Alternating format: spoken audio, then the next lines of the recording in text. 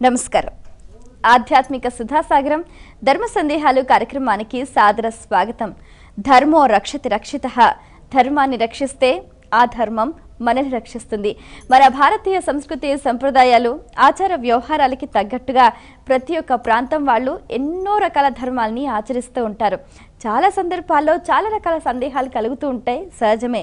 ప్రేక్షకులు వాళ్ళకు కలిగిన సందేహ నివృత్తికై ఎంతో శ్రద్ధగా మన ఈ కార్యక్రమానికి ఉత్తరాల ద్వారా ఈమెయిల్స్ ద్వారా రాసి పంపిస్తున్నారు. వాటన్నిటికీ శాస్త్రీయ సమాధానాలు అందించడానికి మన ముందున్నారు ఉపన్యాస శిరోమణి, వేద విభూషణ, జ్యోతిష బ్రహ్మ, ఆగమవారధి, ధర్మనిధి, మీ అందరికీ సుపరిచితులైన డాక్టర్ కందాడే శ్రీ రామానుజాచార్యులు గారు.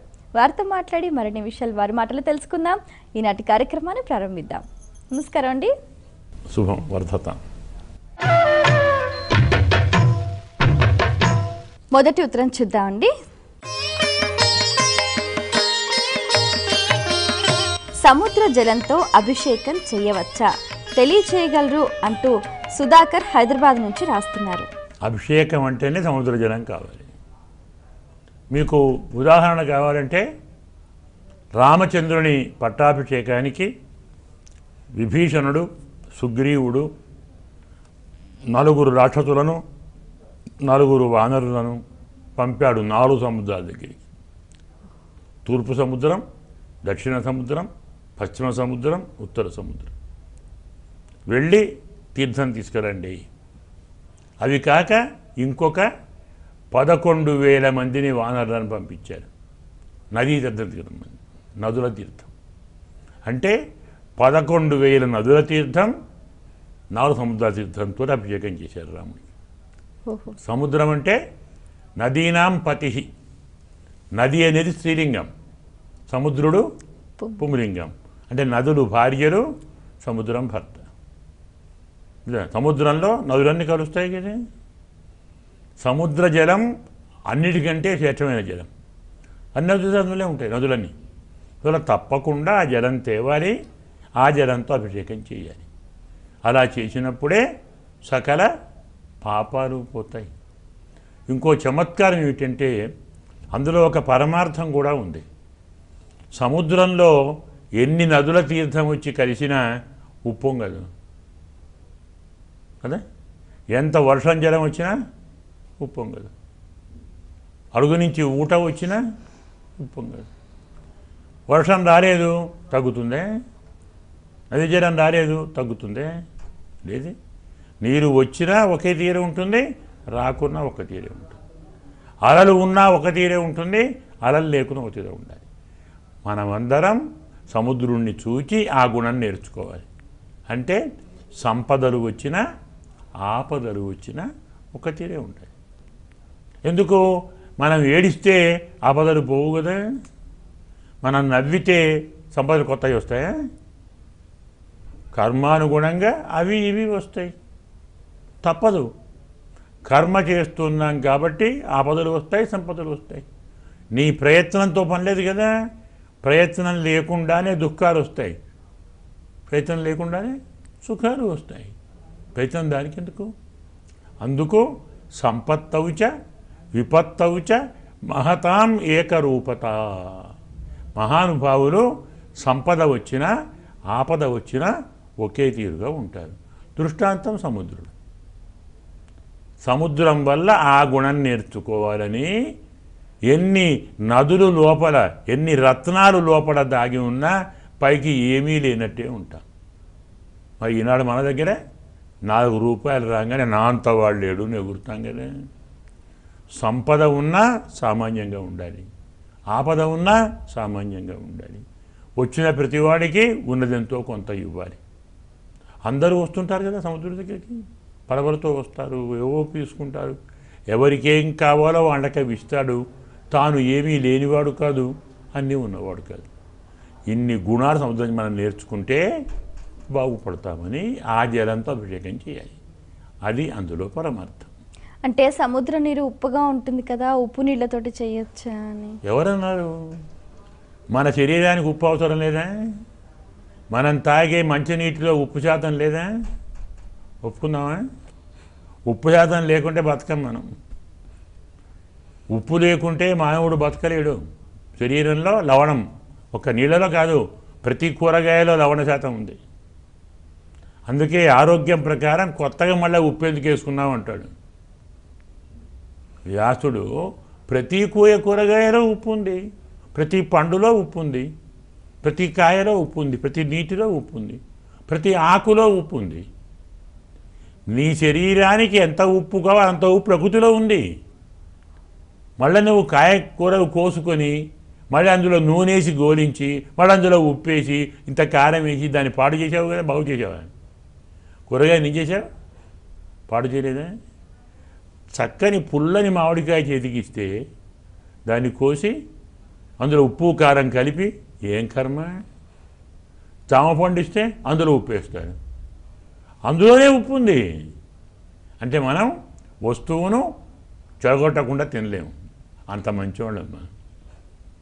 అందువల్ల ఉప్పు ఉంది కాబట్టి స్నానం చేయవద్దు అన్నమాట తప్పు. ఉప్పు మనకు కావాలి. మనం స్నానం చేసినంత మాత్రాన ఆ ఉప్పు అంతా మన శరీరానికి ఏం పట్టదు. మనం స్నానం ఎంత చేస్తాము? 2 చెంబులు 4 చెంబులు చేస్తాం.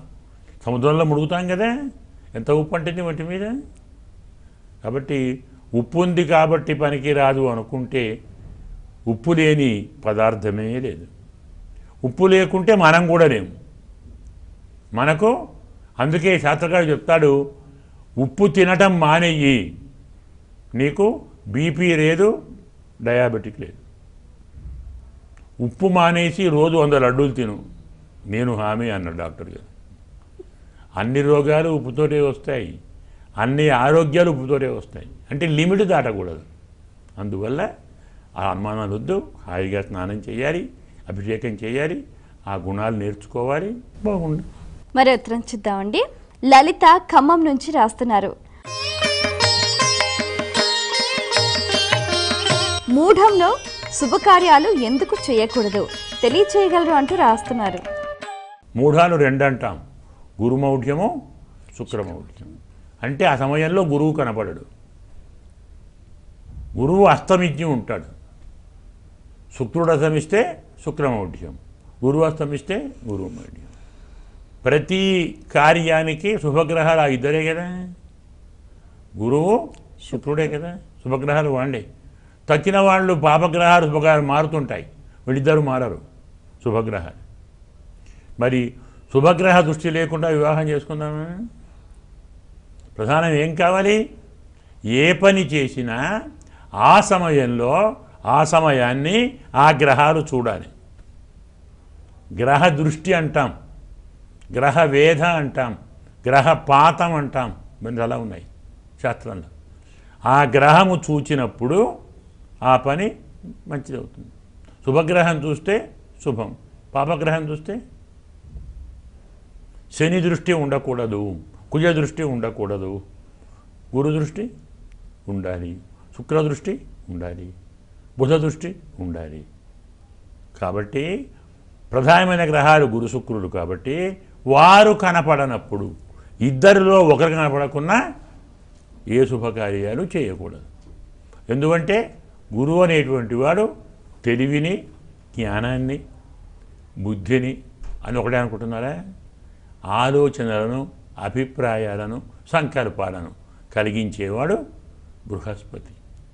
శుక్రుడు ఆరోగ్యాన్ని, ధనాన్ని, బలాన్ని, స్థైర్యాన్ని, సమయోచిత ప్రజ్ఞనిచ్చేవాడు శుక్రుడు. మరి ఆ 2 లేకుంటే గతి ఏమిటి? అవి కావాలి కదా. అందుకోసం అవి 2 అస్తమించినప్పుడు, గురువు అస్తమించినా శుక్రుడు అస్తమించినా ఆ కార్యక్రమం చేయకూడదు. అది విధానం. ఇది మనకు చాంద్రమానంలో ఎక్కువ దీన్ని పాటిస్తారు. సౌరమానంలో వాళ్ళకు సామాన్యంగా మూఢం తక్కువ అంటారు, కొందరు లేవని కూడా అంటారు. ఏమైనా గురు శుక్రుల దృష్టి లేకుండా శుభకార్యం చేయకూడదు కాబట్టి మూఢములలో కార్యములు చేయరాదు. మరి ఉత్తరం చూద్దామండి. స్వాతి హైదరాబాద్ నుంచి రాస్తున్నారు. ఏదైనా పని చేసేటప్పుడు పంచాంగాల్లో ఏ అంశాలను చూడాలి? మనం స్వచ్ఛంగా చెప్పుకున్నాం పంచాంగం అని. తిథి, వారం, నక్షత్రం, యోగం, కరణం, ఇవి పంచ. ఇందులో ఒక్కొక్కటి ఒక్కొక్క దానికి మనకి వస్తుంది. ప్రధానంగా అందరూ చూచేది తిథి, వారం, నక్షత్రం, తరువాత లగ్నం, దాని తర్వాత లగ్నంలో ఉండేటువంటి శుభ పాపగ్రహాల దృష్టులు. అలాగే ప్రయాణానికి యోగం చూడాలి. ప్రయాణం చేస్తాం కదా, అప్పుడు ఏం యోగం ఉందో చూడాలి. హోరా అంటారు చూడండి, హోరా వేరు, గుళిక వేరు, యమగండం వేరు, మరి యోగం వేరు. అందులో యోగంలో కూడా రకరకాల యోగాలు ఉంటాయి. ఈ ఉన్న 27 కరణాలు, ఏదో 13 కరణాలు చెప్తాం కదా యోగాలని, ఈ యోగాలు కరణాలు కాకుండా ఇంకా వేరే యోగాలు కూడా ఉన్నాయి. దగ్ధ యోగం, శుభయోగం, రెంటిని కలిపితే 13 రాకూడదు. తిథి వారం 13 వచ్చింది అనుకో దగ్ధయోగం అంటారు. ఉదాహరణకు ఏకాదశి సోమవారం అయింది, మనం ఏమనుకుంటాం, చాలా ప్రశస్తంగా ఉంది అనుకుంటాం. సోమవారం ఏకాదశి 2 మంచివే కదా, కానీ 2 కలుపుకుంటే ఎంత అయింది? 11, 2, 13 దగ్ధయోగం. అలాగే ద్వాదశి పాడ్యమి పనికిరాదు. ఇలా కొన్ని విషయాలు ఉంటాయి. ఇలా యోగాలు ప్రయాణానికి, శుభకార్యానికి కొన్నిటికి చూడాలి. అన్నప్రాశనం, అక్షరాభ్యాసం, కేశఖండనం, ఈ 3టికి కరణం చూడాలి. కరణం తిథి, వారం, నక్షత్రం, కరణం. ఇక యోగం అనేది సందర్భాన్ని మనం చెప్పుకుంటాం. కాబట్టి ఇలా ఒక్కొక్క కార్యక్రమానికి కొన్ని చూస్తాం. అన్ని తప్పవటివి తిథి, వారం, నక్షత్రం. ఇందులో వారం కంటే తిథి గొప్పది, తిథి కంటే నక్షత్రం గొప్పది. నక్షత్ర బలం బాగుండి లగ్న బలం బాగుంటే తిథి కొంచెం అటు ఇటు అయినా చేసుకోవద్దు. మన వివాహాలు అష్టమి నాడు చేస్తాం, సవితి నాడు చేస్తాం, షష్ఠి నాడు చేస్తాం, చతుర్దశి నాడు చేస్తాం. ఎప్పుడు నక్షత్రం బాగుండి, వారం బాగుండి, లగ్నం బలం బాగుంటే చేస్తాం. అందువల్ల వారం కంటే తిథి గొప్పది, తిథి కంటే నక్షత్రం గొప్పది, నక్షత్రం కంటే యోగం గొప్పది, ఇలా యోగం కంటే లగ్నం గొప్పది. మళ్ళా లగ్నంలోనూ గ్రహదృష్టి, గ్రహదృష్టిలలో గురు, బుధ, శుక్రుడు. లగ్నానికి గురుదృష్టి ఉంటే 1,00,000 దోషాలు పోగొడుతుంది. గురువు కానీ, శుక్రుడు కానీ, బుధుడు కానీ కేంద్ర స్థానాల్లో అంటే 1, 4, 7, 10 ఈ స్థానాలలో ఉంటే 1,00,000 దోషాలు పోతాయి. అంటే నవ్వులు ఏ ఒక్కరున్నా, నవ్వులున్న పని లేదు, ఏ ఒక్కరున్నా 1,00,000 దోషాలు పోతాయి. అందుకే లగ్నము, లగ్న దృష్టి, లగ్న గ్రహస్థితి, తిథి, వారం, నక్షత్రం, కొన్నిటికి యోగం, చాలా తక్కువ వాటికి కరణం, అన్నిటికీ లగ్నం. ఇవి మనం చూచి కార్యక్రమాలు చేసుకుంటే ఉత్తమ ఫలితాలు వస్తాయి, సంతోషంగా ఉంటాం. మరో ఉత్తరం చూద్దామండి. వరంగల్ నుంచి సుబ్రహ్మణ్యం రాస్తున్నారు. సోమవారం రోజున వివాహాలు చేయకూడదు అని అన్నారు, నిజమేనా? మనకు శాస్త్రంలో సోమే సపత్నీ ప్రదహ అని ఓ మాట ఉంది. సోమవారం వివాహం చేస్తే సవతి వస్తుంది అని. అంటే అర్థం ఆ అబ్బాయి మరో పెళ్లి చేసుకుంటాడు. కొందరు మహానుభావులు దాన్ని సా కాదు సు అని పెట్టి సువతి ప్రదహ అన్నారు. అంటే మంచి భార్య వస్తుంది. ఎట్లని అర్థం ఒకటే కదా, ఉన్న భార్య మంచిది కదా. అంటే సోమవారం పెళ్లి చేసుకుంటే భార్య మంచిదవుతుంది అని ఒక వాదం ఉంది, సవతి వస్తుందని మరొక వాదం ఉంది. కానీ చాలామంది దాన్నే ఒప్పుకుంటారు, మొదటి దాన్ని. అంటే తప్పకుండా అబ్బాయికి రెండో పెళ్ళి అవుతుందన్నమాట సోమవారం చేసుకుంటే. అందుకే సోమవారం నాడు వివాహం చేయరు. దానికి కారణం ఏంటంటే సోమ అంటే ఎవరు అధిపతి? చంద్రుడు కదా. వాడికి అందరూ భార్యలు 27 మంది కదా, అంటే 28 మంది అనుకుందాం. కాబట్టి ఆనాడు చేసుకుంటే వీడికి అదే గతి. పోయి ఇంకో అర్థం చెప్పుకుంటాం, తోమ అంటే స ఉమా, పార్వతీ సహితుడు ఎవరు? శంకరుడు. ఆయనకి ఎందరు భార్యలు? 2 కదా. ఇలా శంకరుడు అనుకున్నా, అటు చంద్రుడు అనుకున్నా బహుభార్యాత్వం ఉంది కాబట్టి అలాంటి సోమవారం నాడు వివాహం చేసుకుంటే వాడికి కూడా బహుభార్యాత్వం వస్తుంది. అది వాడి సంతోషమేమో, అమ్మాయికి అయితే ఏం కావాలి. అందువల్ల సోమవారం నాడు వివాహం చేయటం అనేది మన సంప్రదాయం కాదు. మరో ఉత్తరం చూద్దామండి. లక్ష్మి కాకినాడ నుంచి రాస్తున్నారు. దేవుడి కళ్యాణాలు చూడటం వల్ల ఎటువంటి ఫలితం వస్తుంది తెలియచేయగలరు అంటూ రాస్తున్నారు. కళ్యాణం చూడటం కాదు, కళ్యాణం చేయటం మరీ ఫలితం. ఇక్కడ మరో ప్రశ్న అడుగుతారు, మనకు కళ్యాణం ఒకసారే కదా జీవితం మొత్తంలో, వాళ్ళకు ప్రతిరోజు ఎందుకు, ప్రతి ఏడు ఎందుకు చేయాలి? ఏమిటి కారణం అంటే దేవుని కళ్యాణము అన్నా కళ్యాణం అన్నా అంతరార్థం వేరు. అమ్మాయి అబ్బాయి కదా ఒకటవుతారు కళ్యాణం అంటే, భార్యాభర్తలు అవుతారు.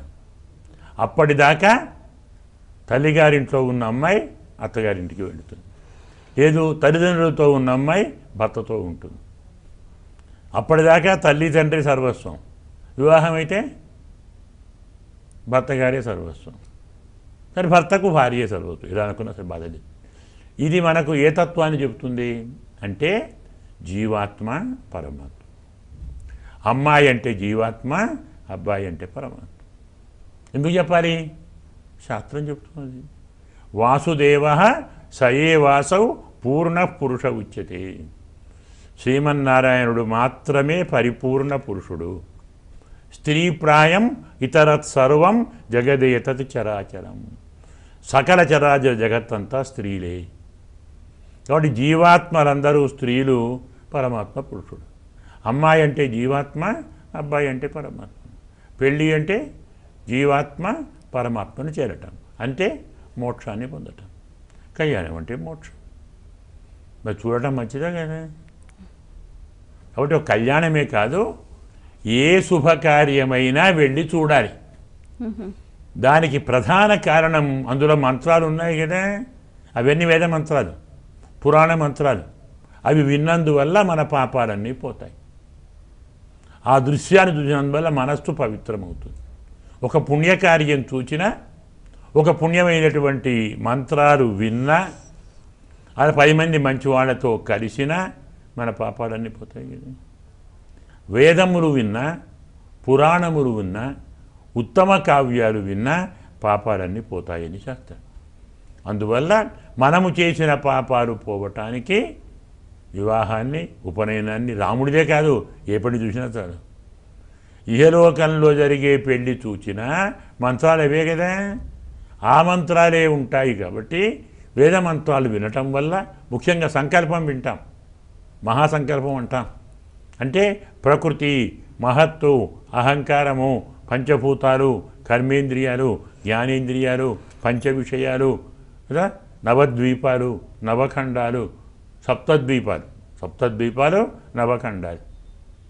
ఇదంతా భూమి గురించి, లోకాల గురించి, బ్రహ్మాండం గురించి, తిథి, వారం, నక్షత్రం, యోగం, కరణం, సంవత్సరం, అయనం అన్నీ గొప్పవే కదా. అందులో అనంతమైన నదుల పేర్లు సంకల్పంలో, పర్వతాల పేర్లు సంకల్పంలో, క్షేత్రాల పేర్లు, అరణ్యాల పేర్లు, ఇవన్నీ ఉంటాయి. ఇవన్నీ పవనాలే. అలాంటి వాటి నామాలు విన్నా మన చివరకున్న తుప్పంతా పోతుంది, చేసిన పాపాలు పోతాయి, పవిత్రమైనటువంటి హృదయం కలుగుతుంది. మంచి సంకల్పం కలగాలంటే, పాపాలు తొలగాలంటే, పుణ్యాలు రావాలంటే కళ్యాణాన్ని చూడండి. ఆ కళ్యాణం రాముడిదైతే మరీ మంచిది కదా, సీతారామ కళ్యాణం కదా, రుక్మిణి కృష్ణ పరమాత్మ కళ్యాణం, పద్మావతి వెంకటేశ్వర కళ్యాణం, భగవంతుని కళ్యాణం చూస్తే మరి కాస్త ఫలితం ఎక్కువ. పాపాలు పోగొట్టుకుందాం, పుణ్యాలు సంపాదించుకుందాం, మంచి భావన పెంచుకుందాం, మంచివారం అవుదాం, మంచివారితో కలిసి ఉందాం. చాలా సంతోషం అండి. మీ అమూల్యమైన సమయాన్ని కేటాయించి మా ప్రేక్షకుల ధర్మ సందేహాలకు శాస్త్రీయ సమాధానాలు అందించినందుకు ధన్యవాదాలు. శుభం వదతాం. వీక్షించారు కదండి, ఇది ఇవాల్టి మన ధర్మ సందేహాలు కార్యక్రమం. మీకు కూడా ఏవైనా ఆధ్యాత్మిక ధర్మ సందేహాలు కలిగితే మా ఈ కార్యక్రమానికి మీ సందేహాలని క్లుప్తంగా, సూటిగా, స్పష్టంగా పోస్ట్ కార్డ్పై లేదా ఈమెయిల్స్ ద్వారా రాసి పంపించండి. మా చిరునామా ధర్మ సందేహాలు, కేర్ ఆఫ్ భక్తి TV, road number 92, Jubilee hills, Hyderabad 5,96,000. మా ఈమెయిల్ ఐడి bhaktihyd@gmail.com. మరో కార్యక్రమంలో మళ్ళీ కలుసుకుందాం. అంతవరకు సెలవు.